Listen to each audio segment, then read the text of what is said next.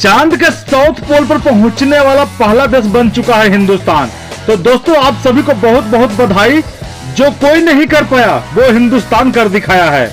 उस उपलब्धि को टीम इंडिया ने आयरलैंड में देखा और टीम इंडिया ने चंद्रयान 3 को लेकर बेसब्री से इंतजार कर रहा था।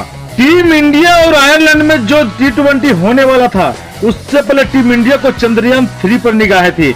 जो चंद्रयान को लैंड होते ही पूरा भारत देश में और इंडिया क्रिकेट में खुशी का माहौल बन गया। तो दोस्तों आप सभी भारतवासियों और क्रिकेट फैंस को बहुत बहुत बधाई। और दोस्तों यही नहीं, बीसीसीआई की तरफ से एक बहुत बड़ा ट्वीट आया है जिसमें लिखा गया है मिशन तिरंगा सक्सेसफुल।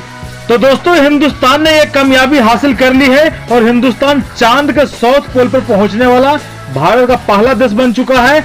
लेकिन अब कामयाबी हासिल करनी है टीम इंडिया को। तो दोस्तों टीम इंडिया का क्रिकेट चंद्रयान अभी अधूरा है। हम ऐसा क्यों बोल रहे हैं? क्योंकि पिछले 10 सालों से इंडिया कोई भी आईसीसी ट्रॉफी नहीं जीत सकी है।